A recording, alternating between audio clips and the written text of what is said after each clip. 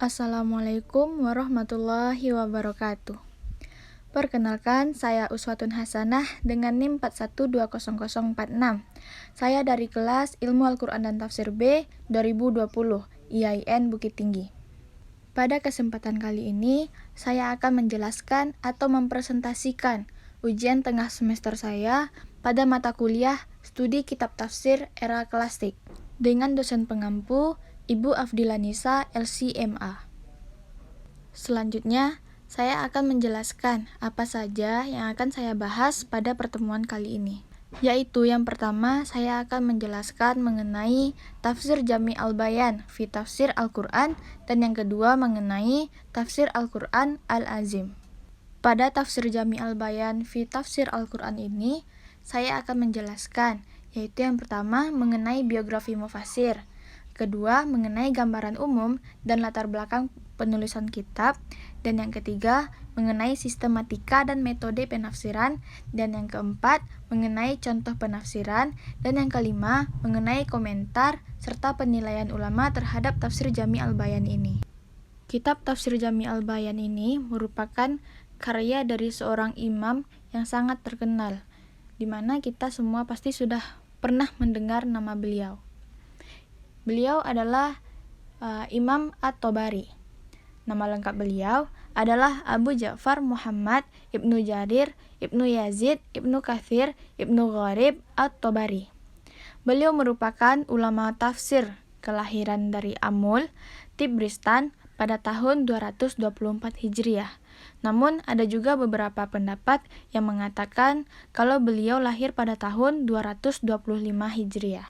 Beliau wafat di Baghdad pada tahun 310 Hijriah. Imam At-Tabari mulai menghafal Al-Quran sejak usia 7 tahun, mengetahui makna Al-Quran, serta faqih dalam menentukan hukum di dalamnya. Dan juga beliau mengetahui as-sunnah, mana yang sahih dan mana yang dhaif, paham dengan nasikh dan mansukh, serta mengetahui perkataan-perkataan sahabat, tabi'in, dan ulama-ulama setelahnya. Imam At-Tabari dianggap sebagai bapak tafsir, di samping dikenal sebagai seorang yang memiliki nama dalam bidang sejarah. Sedangkan mengenai mazhab yang dianut oleh Imam At-Tabari, beliau pertamanya adalah mazhab Syafi'i, kemudian menyendiri dengan mendirikan mazhab yang independen, dan beliau mempunyai pengikut. Selanjutnya mengenai gambaran umum dan latar belakang penulisan kitab.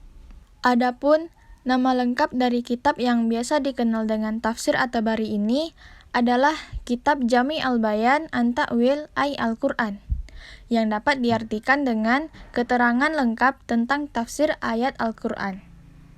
Pada awalnya, Tafsir At-Tabari ini tidak terdeteksi keberadaannya.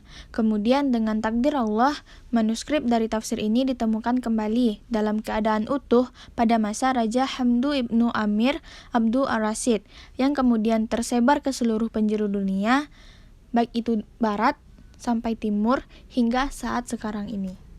Tafsir At-Tabari ini bisa dikatakan sebagai tafsir paling utama.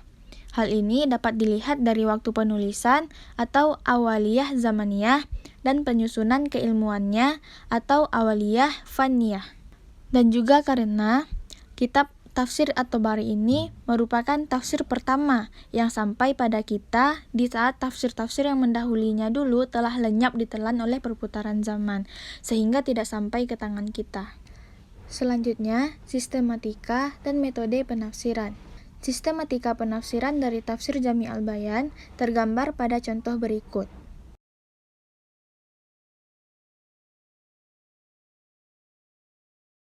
Dari contoh penafsiran di dalam kitab tafsir ini dapat ditarik beberapa poin, yaitu yang pertama, di dalam menafsirkan ayat, At-Tabari menafsirkannya dengan metode tahlili.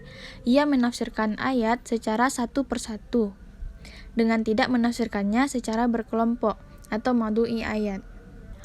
Yang kedua, setiap kali ingin menafsirkan sebuah ayat, beliau selalu memulainya dengan perkataan pendapat mengenai penafsiran firman Allah Subhanahu wa taala. Yang ketiga, di dalam menafsirkan ayat, beliau banyak merujuk kepada penafsiran para sahabat dan tabi'in dan ulama terdahulu. Dan jika terdapat perbedaan penafsiran, beliau menampilkan seluruh penafsiran tersebut dengan menampilkan riwayat-riwayat para sahabat dan ulama tersebut. Yang keempat, di dalam menganalisa pendapat para ulama salaf, beliau juga menggunakan syair sebagai alat bantu. Sejauh itu dianggap perlu, terutama mengenai aspek kebahasaan. Dan yang terakhir, khusus menyangkut riwayat-riwayat yang ada, beliau selalu menampilkannya dengan sanad-sanad masing-masing riwayat tersebut. Namun, rata-rata periwayat tersebut tidak ada diberikan penilaian terhadap kualitasnya. Selanjutnya, untuk metode penafsiran dari tafsir Jami' al-Bayan ini dapat kita lihat dari contoh berikut ini.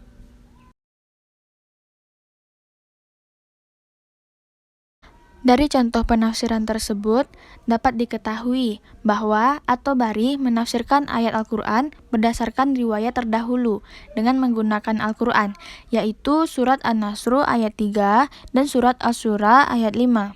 Kemudian dengan hadis, yaitu hadis dari Sa'id ibnu Jabir, dan juga dengan pendekatan bahasa termasuk syair, serta dengan perkataan sahabat. Selanjutnya kita akan melihat kepada komentar dan penilaian ulama terhadap kitab Jami' al-Bayan ini. Kalau melihat komentar dan pujian ulama terhadap tafsir ini, kita akan mendapatinya sebagai tafsir yang telah disepakati mereka sebagai tafsir yang sangat tinggi kualitasnya, dan sebuah tafsir yang harus dijadikan sebagai rujukan oleh para pencari tafsir Al-Quran. Misalnya yang dikatakan oleh Imam As-Suyuti rahimahullah. Beliau berkomentar bahwa kitab ini merupakan kitab terbesar dan teragung, seperti pada perkataan beliau di dalam Tabaqat al-Mufassirun. Sementara itu, Syaikh al-Islam Ibnu Taimiyah rahimahullah berkomentar, adapun tafsir-tafsir yang ada di tangan manusia, yang paling baik adalah tafsir Ibnu Jarir At-Tabari. Hal ini karena menyebutkan ucapan-ucapan salaf dengan sanad-sanad yang kokoh, tidak menukil kebid'ahan, dan tidak menukil dari orang-orang yang diragukan agamanya. Selanjutnya, saya akan menjelaskan mengenai tafsir Al-Quran Al-Azim.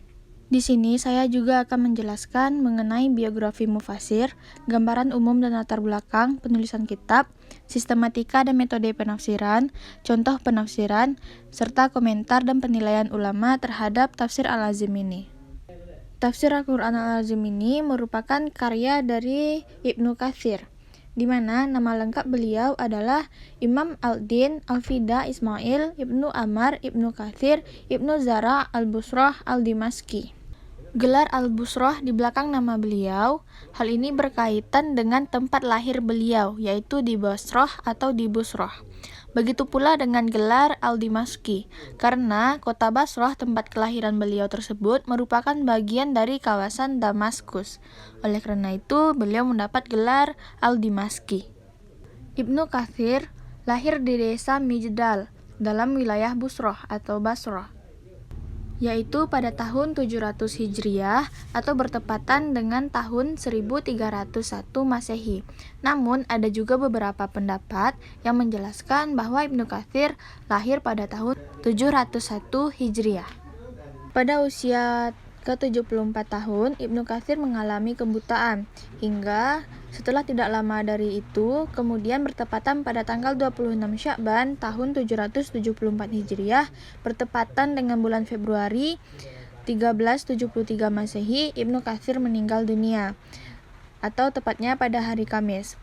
Lalu jenazahnya dikuburkan atau dimakamkan tepatnya di Sufiyah atau daerah Sufi di Damaskus. Selanjutnya, saya akan menjelaskan mengenai gambaran umum dan latar belakang penulisan kitab Tafsir Al-Azim ini. Nama kitab Ibnu Katsir sendiri tidak diketahui secara jelas karena dalam kitab-kitab karya beliau tidak ditemukan. Bahkan dalam kitab-kitab biografi yang disusun oleh ulama-ulama klasik juga tidak ditemui. Ibnu Katsir sendiri tidak menyebutkan nama atau judul kitabnya, padahal kitab-kitab lainnya ia memberi nama.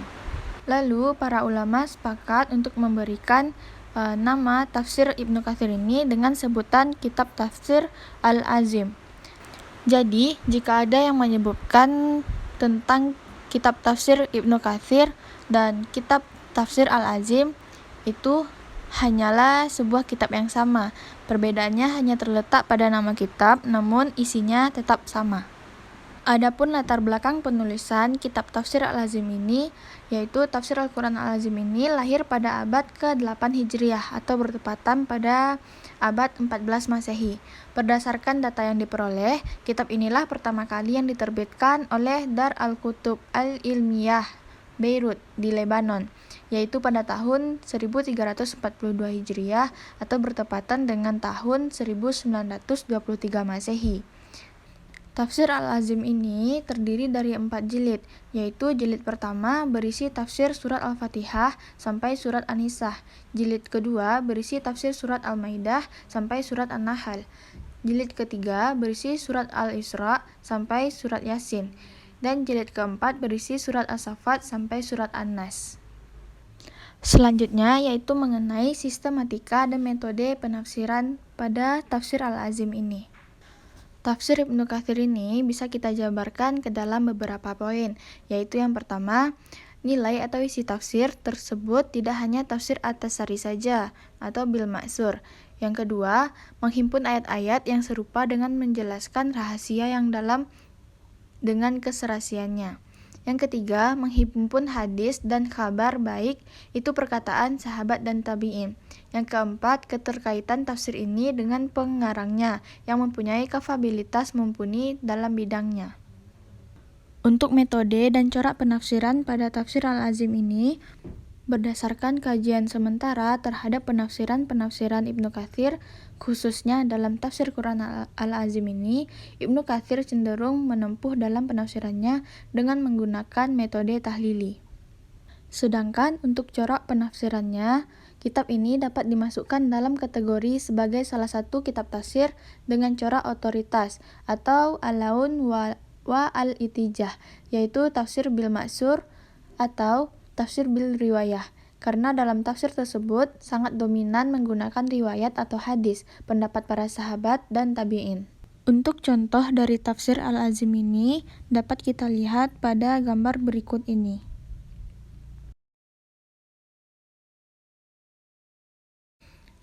Dengan firman Allah di atas, maka menurut Ibnu Katsir, wajib bagi para ulama untuk menjelaskan atau menyelidiki makna-makna yang terkandung dalam firman Allah dan tafsirnya, kemudian menggali dari sumber-sumbernya, serta mempelajari hal tersebut dan mengajarkannya kepada umat manusia. Selanjutnya, yaitu komentar dan penilaian para ulama terhadap tafsir Al-Azim ini. Beberapa ulama yang memberikan penilaian kepada Ibnu Katsir diantaranya dikemukakan oleh Khatan. Menurut beliau, Ibnu Katsir adalah pakar fikih yang terpercaya, pakar hadis yang cerdas, sejarawan ulung, dan pakar tafsir yang paripurna. Sedangkan menurut Husain Al-Zahabi juga mengatakan, Ibnu Katsir telah menduduki posisi yang tinggi dari sisi keilmuan, dan para ulama menjadi saksi terhadap keluasan ilmunya, penguasaan materinya, khususnya dalam bidang tafsir, hadis, dan tarik. Baiklah, mungkin hanya itu yang dapat saya sampaikan mengenai tafsir Al-Bayan dan tafsir Al-Azim ini. Apabila ada kesalahan dan kekurangan, saya mohon maaf. Saya akhiri. Wassalamualaikum warahmatullahi wabarakatuh.